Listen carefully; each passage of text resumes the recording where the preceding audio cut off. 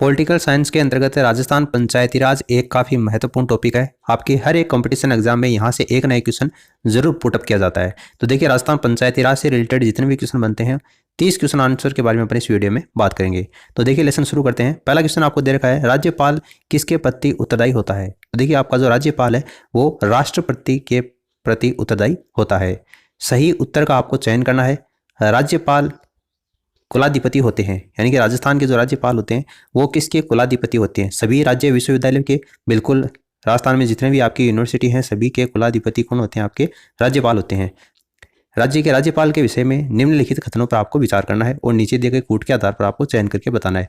यानी कि राजस्थान के राज्यपाल के विषय में यहाँ पर कौन कौन से कथन सही दे रखे हैं वो बताना है। तो देखिए, राज्यपाल अपने पद की अवधि समाप्त होने पर भी तब तक पद के ऊपर बना रहेगा जब तक कि उसका उत्तराधिकारी अपना पद ग्रहण नहीं कर लेता। बिल्कुल, ये राज्यपाल के बारे में सही कथन आपको दे रखा है।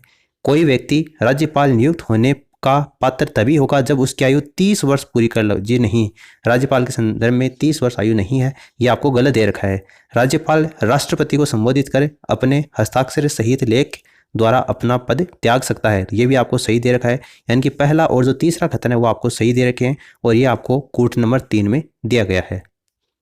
किसी भारतीय राज्य के राज्यपाल से संबंधित निम्नलिखित कथनों में से कौन सा कथन यहाँ पर सत्य नहीं है? यानी कि राज्यपाल के संबंध में कौन सा कथन आपको गलत दे रखा है ये बताना है। देखिए, वह भारत के राष्ट्रपति के द्वारा नियुक्त किया जाता है। बिल्कुल, राज्यपाल की नियुक्ति राष्ट्रपति के द्वारा होती है। वह एक से अधिक राज्यों का राज्यपाल हो सकता है। बिल्कुल हो सकता है। इसका कार्यकाल 5 वर्ष का होता है, ये भी सही है। यदि संबंधित राज्य की व्यवस्थापिका उसे पद से हटाए जाने का प्रस्ताव पारित करती है तो वह पदावधि से पूर्व भी पद मुक्त किया जा सकता है। तो यह कथन आपको यहाँ पर राज्यपाल के बारे में गलत दे रखा है। ऊपर के तीनों कथन सही है, इसलिए यहाँ पर आपका ऑप्शन जो डी है वो इसका आंसर हो जाएगा। विधानसभा के सदस्यों की निहितार्थ के से संबंधित प्रश्नों पर अंतिम निर्णय किसके द्वारा लिया जाता है? तो यह राज्यपाल के द्वारा लिया जाता है। विधानसभा के संदर्भ में यहाँ पर बात हो रही है तो राज्यपाल इसका आंसर होगा। भारत के संविधान में निम्न में से किसके विरुद्ध महाभियोग चलाने का प्रावधान है?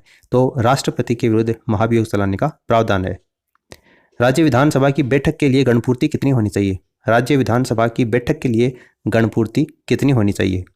तो 10 सदस्य अथवा सदस्य की कुल सदस्य संख्या का 10वां भाग, जो भी अधिक हो यही इसकी गणपूर्ति होती है। तो ऑप्शन डी इसका आंसर होगा। 4 आपको मुख्यमंत्री के संबंध में कथन दिए गए हैं, कौन सा यहाँ पर आपको सही है ये बताना है। देखिए, मुख्यमंत्री राज्य के कार्यों के प्रशासन संबंधी निर्णय राज्यपाल को सुसंचित करता है। बिल्कुल सही है। मुख्यमंत्री विधान विषयक प्रस्तावनाओं के बारे में राज्यपाल को सूचित करता है, ये भी सही दे रखा है। मुख्यमंत्री राष्ट्रीय विकास परिषद की बैठकों में भाग लेता है। बिल्कुल लेता है। मुख्यमंत्री किसी विषय की जिस पर किसी मंत्री ने निर्णय कर लिया है किंतु मंत्रिपरिषद ने विचार नहीं किया है वो राज्यपाल के द्वारा अपेक्षा किए जाने पर मंत्रिपरिषद के समक्ष रखवाता है। ये भी आपको सही दे रखा है। तो मुख्यमंत्री के बारे में चारों ही कथन आपको सही दिए गए हैं, इसलिए 1, 2, 3, 4 ये इसका आंसर हो जाएगा। राज्य सरकार के मंत्रियों के वेतन एवं भत्तों का निर्धारण किसके द्वारा किया जाता है? राज्य सरकार के मंत्रियों के वेतन और भत्तों का निर्धारण तो राज्य विधानसभा के द्वारा ये किया जाता है। जब किसी उच्च न्यायालय का मुख्य न्यायाधीश प्रशासनिक हैसियत से काम करता है तो वह अधीन होता है, किसके अधीन होता है? उच्च न्यायालय के अन्य न्यायाधीशों में से किसी की भी रिट अधिकारिता के अधीन होता है। राज्य में जिला न्यायाधीशों को निम्न में से कौन नियुक्त करता है? राज्य में जिला न्यायाधीश की नियुक्ति किसके द्वारा की जाती है? संबंधित राज्य के राज्यपाल के द्वारा की जाती है। भारत के संविधान के अनुसार जिला न्यायाधीश शब्द अभिव्यक्ति के अंतर्गत सम्मिलित नहीं होगा, तो अधिकरण न्यायाधीश के अभिव्यक्ति के अंतर्गत ये सम्मिलित नहीं होगा। जिला न्यायाधीश शब्द संविधान के किस अनुच्छेद से आया है? जिला न्यायाधीश शब्द भारतीय संविधान के किस अनुच्छेद से इसका संबंध है?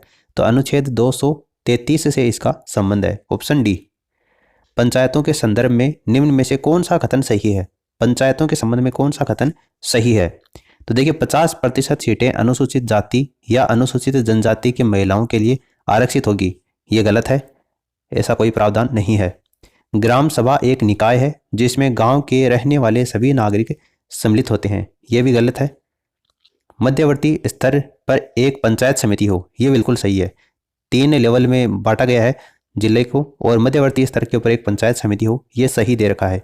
तो पंचायतों के संदर्भ में आपको पूछा था तो ऑप्शन यहाँ पर आपको जो डी दे रखा है केवल 3, ये इसका आंसर हो जाएगा। भारत में राष्ट्रीय पंचायती राज दिवस मनाया जाता है। भारत में राष्ट्रीय पंचायती राज दिवस 24 अप्रैल को मनाया जाता है। स्थानीय स्वशासन की सर्वोत्तम व्याख्या यह की जा सकती है कि यह एक प्रयोग है। किसका प्रयोग है ये? लोकतांत्रिक विकेंद्रीकरण का। स्थानीय स्वशासन लोकतांत्रिक विकेंद्रीकरण के रूप में इसकी सर्वोत्तम व्याख्या की जा सकती है। एक व्यक्ति पंचायत का चुनाव लड़ सकता है यदि उसने पूर्ण कर ली हो। एक व्यक्ति पंचायत का चुनाव कब लड़ सकता है? उसकी जो आयु है वो कम से कम कितनी होनी चाहिए? 21 वर्ष की आयु अगर उसने पूर्ण कर ली है तो वो पंचायत का चुनाव लड़ सकता है। पंचायत समिति के सदस्य के बारे में आपको बताना है कौन सा कथन सही है। तो खंड विकास अधिकारी द्वारा मनोनीत किए जाते हैं, गलत है। जिला पंचायत अध्यक्ष द्वारा मनोनीत किए जाते हैं। प्रत्यक्ष रूप से जनता के द्वारा निर्वाचित किए जाते हैं, ये सही है। पंचायत समिति के जो सदस्य होते हैं उनको जनता प्रत्यक्ष रूप से चुनने का कार्य करती है। तो ऑप्शन सी इसका आंसर हो जाएगा। ग्राम पंचायत का 5 वर्ष का कार्यकाल प्रारंभ होता है। ये क्वेश्चन काफ़ी ज़्यादा इंपॉर्टेंट है। देखिए, ग्राम पंचायत का 5 वर्ष का कार्यकाल किस दिन से प्रारंभ होता है?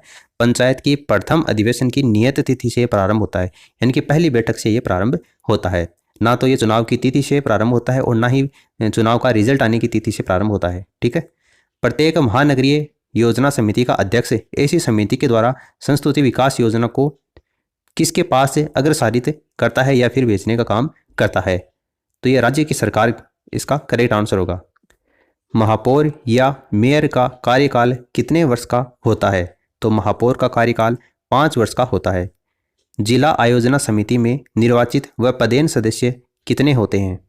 देखिए, जिला आयोजना जो समिति है उसमें निर्वाचित सदस्य 20 होते हैं और पदेन सदस्य 5 होते हैं। तो 20 और 5 ये इसका आंसर हो जाएगा। फिर आपको कथनों पर विचार करना है और नीचे दिए गए कूट के आधार पर बताना है। नगर निगम की आय यानी कि राजस्व के स्रोत क्या हैं? देखिए, स्थानीय कर बिल्कुल ये आय का स्रोत है। केंद्र तथा राज्य सरकारों से प्राप्त अनुदान ये भी है। स्थानीय लोगों से दान व योगदान ये आय का स्रोत नहीं होता। संघीय संविधान के द्वारा वित्तीय अधिकारों का हस्तांतरण यहाँ से भी नहीं होता। राज्य सरकार तथा संबंधित नगर निगम के बीच करों की साझेदारी से भी आय निकलती है। तो यहाँ पर देखिए 1, 2 और 5 ऑप्शन जो आपको फर्स्ट दे रखा है ये इसका आंसर हो जाएगा। नगर पालिका की कार्यकाल अवधि के विषय में सही क्या है? नगर पालिका की कार्यकाल अवधि के विषय में सही कथन कौन सा है वो आपको बताना है। देखिए, इसमें आपको दे रखा है नगर पालिका की कार्यकाल अवधि की गणना निर्वाचन परिणाम की घोषणा की तिथि से की जाती है। नहीं, निर्वाचन के परिणाम की घोषणा की तिथि से नहीं की जाती। जिस तरीके से मैंने अभी आपको बताया था, ग्राम पंचायत का जो 5 वर्ष का कार्यकाल होता है वो भी आपका पंचायत की प्रथम अधिवेशन के लिए जो नियत तिथि होती है वहां से प्रारंभ होता है। तो यही कंडीशन नगर पालिका के कार्यकाल की अवधि में लागू होती है। तो ये कथन तो आपको गलत दे रखा है। नगर पालिका की कार्यकाल अवधि की गणना प्रथम सम्मेलन की तिथि से होती है, ये आपको सही दे रखा है। नगर पालिका की कार्यकाल अवधि 5 वर्ष की होती है, तो ये भी आपको सही दे रखा है। नगर पालिका 2 वर्ष में विघटित कर दी गई तो नई नगर पालिका 3 वर्ष की कार्यकाल अवधि के लिए गठित की जाएगी, ये भी आपको सही दे रखा है। यदि नगर पालिका 2 वर्ष में विघटित कर दी गई तो नई नगर पालिका 5 वर्ष के लिए कार्यकाल के लिए गठित की जाएगी, ये गलत है। तो दूसरा, तीसरा और चौथा ये आपको नगर पालिका के बारे में सही दे रखा है। दूसरा, तीसरा और चौथा ऑप्शन सेकंड इसका आंसर हो जाएगा।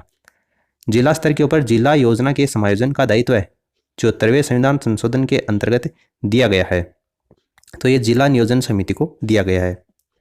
पंचायत समिति और जिला पंचायतों की सीमा में परिवर्तन की अधिसूचना कौन जारी करता है? तो राज्यपाल के द्वारा ये जारी की जाती है। राज्य निर्वाचन आयुक्त की नियुक्ति कौन करता है? राज्य निर्वाचन आयुक्त की नियुक्ति राज्यपाल के द्वारा की जाती है। राज्य लोक सेवा आयोग के संबंध में निम्नलिखित में से कौन सा कथन सही दे रखा है? राज्य लोक सेवा आयोग के संबंध में कौन सा कथन सही है? सदस्यों की संख्या संविधान द्वारा निर्धारित है, जी नहीं। राज्य लोक सेवा आयोग के सदस्यों को हटाने का अधिकार राज्यपाल के पास में है, जी नहीं। राज्यपाल राज्य लोक सेवा आयोग के सदस्यों की संख्या का निर्धारण करता है, बिल्कुल ये सही दे रखा है। राज्य लोक सेवा आयोग के सदस्य 65 वर्ष की उम्र तक पद पर बने रह सकते हैं, ये भी गलत है। तो जो तीसरा कथन है वो आपको राज्य लोक सेवा आयोग के बारे में सही दे रखा है, इसलिए ऑप्शन जो थर्ड है वो इसका आंसर हो जाएगा। तो इस वीडियो में फिलहाल इतना ही। Thanks for listening. God bless you all.